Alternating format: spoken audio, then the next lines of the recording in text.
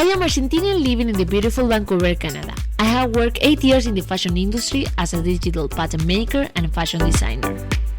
Every week, I will bring an episode to share my experiences as a pattern maker, and I will have an amazing guest who will share their experiences. The purpose of this podcast is to inspire, learn, and show you the insight of the fashion industry. I am Denise Afonso, and you are listening to Working in Fashion. Today, my guest is Lucy Zaryan. She's founder and creator of PAPIK. Hi, Lucy. Thank you for coming to Working in Fashion. Hi, thank you so much for having me today. Thank you, Lucy. Do you want to introduce yourself to all the listeners? Sure. So I'm Lucy, the creator and founder of PAPIK. As we understood, we're going to talk more about the PAPIK side. I work in fashion, and I'm in process of building the sustainable clothing and upcycling, restyling concept or service in the PAPIK brand. And today we are going to dive in, I guess, the PAPIK more. Presenting a little bit myself, as we already discussed before the interview a little bit with you. My journey started in fashion industry pretty organic. I started study in a fashion business school, studying fashion and luxury retail management. And also, since I was so young, I was really curious to discover the fashion industry from different sides, and started working with different fashion companies here in Paris, and dealing with, most of the time it was some creative work but connected with business. So it was most of the time marketing, communication, some artistic part of the job, and like generating campaigns, new ideas, the marketing strategies. This is a part which I really love about fashion industry and I'm interested in, and this is exactly the reason why I went to a business school and with a concentration in fashion and luxury management rather than a designing school, because I don't really have the designing skills, but I really love the creative side of fashion. So this is most of the time was very organic journey just to try out my skills, but I was really having PAPIK as a brand in my head, which started really long ago, when I was really a teenager, 16, 17 years old. I used to study abroad, but like all my vacations, I like all teenagers used to visit my grandparents' old family house in Armenia, and really by accident, I found my grandfather's old clothes from old wardrobe, and I found incredible, beautiful, really high quality, timeless pieces. I was really shocked in a good way when I found these pieces, and I started to try them out, started to come up with some styling ideas for my wardrobe, but there was always something which was a bit bothering me, in order to integrate fully these pieces to my everyday wardrobe. In some cases, the clothes were just like really old, and the fabric was really old and really vintage, to the point that it would have been hard to wear it in everyday life. In another side of the coin was like the shape, the size, the style. I always wanted to change something and to design it and make it more individualized for myself, like just right for me. And so I started to work with designer at that time. I just like went to a tailor who was nearby. I just put my all ideas. I started to paint what I see, what can I get from this piece based on my personal style, my lifestyle, even my shapes, the aesthetic I love to wear. And we just made these clothes just for myself, and we created this small capsule wardrobe from my grandfather's wardrobe. And when I went back to school, I started to receive just so many questions, compliments, how, where, how can we do the same? And I started to realize that actually so many people have the same situation when they have these like parents, grandparents, all generations clothes that no one touches anymore. It's just like somewhere far away, and then they never throw it away, but they also don't know what to do with it. And as for me, it was really important to wear my grandfather's clothes, not only for the pieces themselves, but also for the family history, which was coming behind it, because I really was feeling so flattered to wear my grandparents' clothes and just like continuing this family value with me. So this is exactly why I realized that so many people are having the same issue. They want to use this family value in their everyday life and give them the second life, without having this feeling that they wear vintage pieces, or it's just like second hand, because not everyone's aesthetic can be vintage. The second hand is not everyone's style, and it's not matching everyone's everyday lifestyle. So I just came up with this idea that actually we can work on an upcycling system. When people can just bring in the grandparents' clothes, we set a consulting process when we clearly set the objectives. Like if person just wants to wear the grandparents piece as a family value to continue having these memories with them, or it's more of a, I want to not to waste this textile, and Mm. I would love to wear something to sustainable, and I would love to be a part of it, because this is what is the future of fashion industry.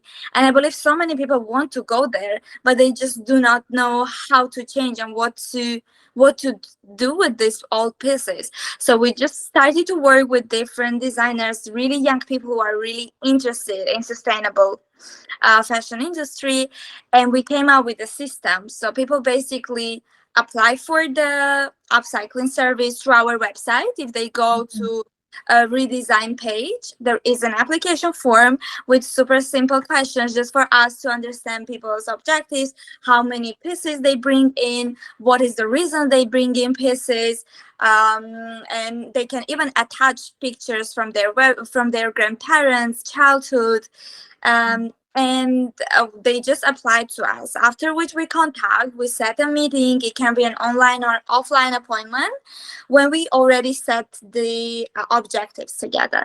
And this is how the process starts.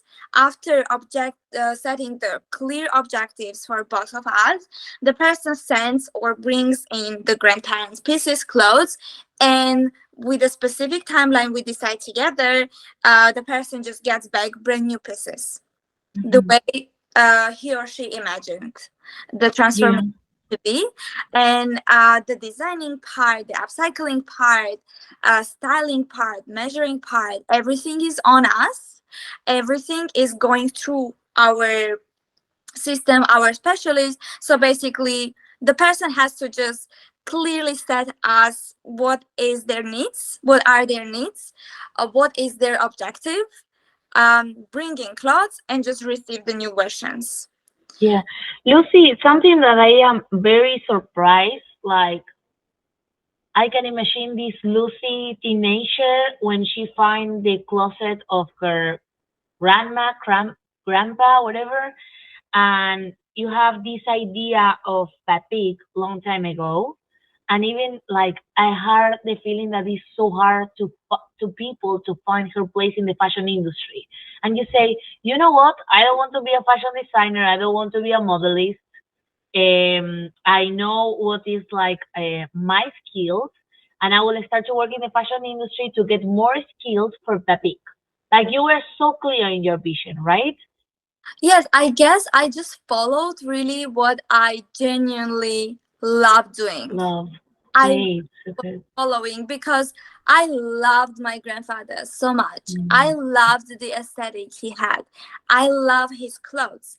I love to style. And again, going back to my childhood, all I remember from my childhood, it was really a lot about clothing, styling, designing, and having the ideas, organizing some catwalks in my dancing studios, and with kids. And just I just genuinely, I guess I got lucky that from a very childhood I didn't have this much of this bothering external signs which misled me, but I was really very constant in Okay. what I love doing. And this is what brought me, I guess, to the point where, okay, it's the time. I was a teenager, it was in the idea level, and I loved it so much. And I tried it, and I was like, okay, I get compliments, people love it. But then when I already started to do a business school, I was clear the objective of me being in this business school is to gain skills in order for me to just be able to work on the concept as a business, to launch a website, to understand the aesthetic I want to see, and actually to make a very structured and organized process of helping helping people with this, because we are solving an issue Mm. with upcycling service. It's an issue that is covering, it's a solution that is covering so many issues from different directions, like the emotional issue, and then it's coming Yeah. the up the sustainability part, saving the planet. And we know very well the situation with textile. And my school itself, I studied for my last year, I clearly took the direction sustainable, green and sustainable digital transformation, to be really aware of the industry and to be aware exactly how to build the business in sustainability, finding Wow. sustainable and very conscious decisions, both in work environment or and in the concepts I built. Yes, and even like I remember, I found you, Lucy, on LinkedIn. I found a video of you like talking about your story, and it was like, oh my gosh, I need to meet this girl. And I remember that I sent you a request and I say, Lucy, come to my podcast, please. I want to talk with you. And I had a feeling that I very resonate with your story because I used to wear like clothes of my grandma. I used to love her blazers, the like all the details that they used to have, right? Even like my grandma is a sewer. So I think that we share our passion to sew clothes and make our own clothes, right? Yeah, And I remember that when I go to your website, you were so clear because usually the fashion designer or the creative people is not very good in the business side, right? Yes, maybe they have so many ideas, but they don't think about like, hey, fashion is a business. For sure, you have to help to the world. We know that fashion is very dirty, or we waste a lot of textiles, or not very good salaries, or whatever. But how I can contribute like with my business, right? In your case with PAPIK. And something that I love is like you have two service like PAPIK restyling, that is this service that the people come apply and they say, hey, I have this garment, I want to restyle. And then you have PAPIK catalog, that is like a small sustainable garment that you can buy in your store, right? exactly. Exactly. And how did I come up with puppy catalog part? There were so many people who used to tell me, "Oh, I love this piece I see on your Instagram or whatever, but I don't have any old clothes." And I'm like, okay, sometimes it's not about the emotional side of it, but it's all about I want it, I see it. It's Mm, the matching, because people's aesthetic, people's stories, they match yeah. somehow. And I realized that, okay, I will come up from these upcycling services, I will inspire and come up with the sustainable clothing line.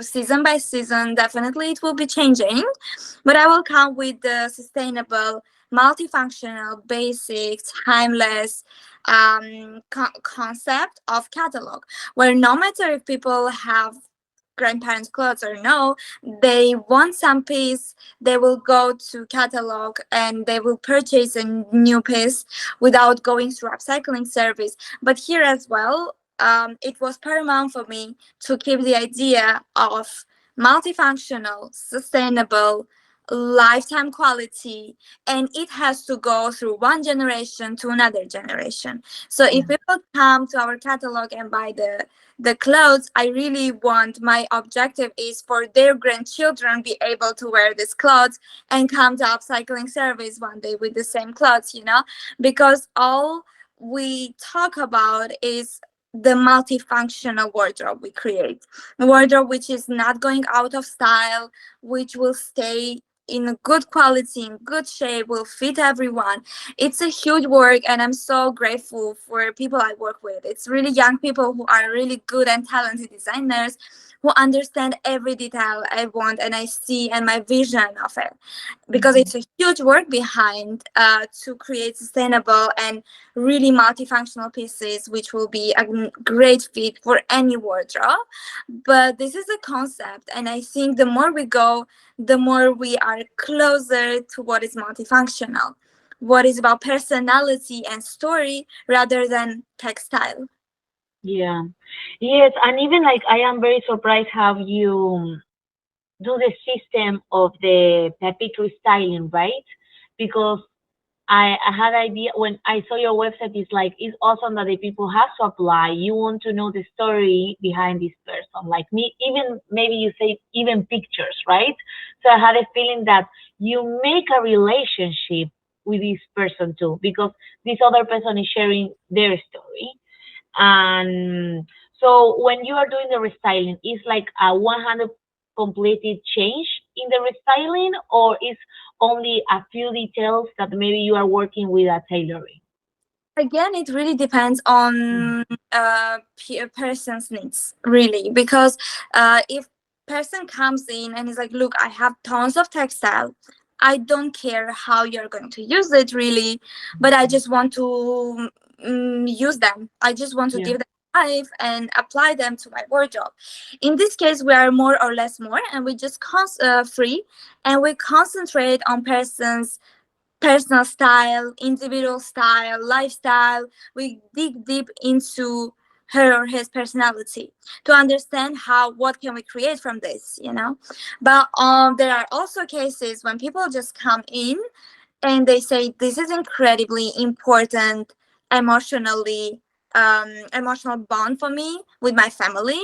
Do not touch it that much, and do not change it to the point that I don't remember how my granddad looked in this jacket, you know. Yeah. Because I had this situation when I didn't want to change the jacket to the point that it becomes completely different piece, because I wanted to feel I'm wearing my grandfather's piece, but it's fitting me perfectly. Because when I was really young, I remember me wearing my grandfather's clothes and hearing these phrases. And when he was saying, like, you are the prettiest in my clothes, you are the most beautiful in my clothes.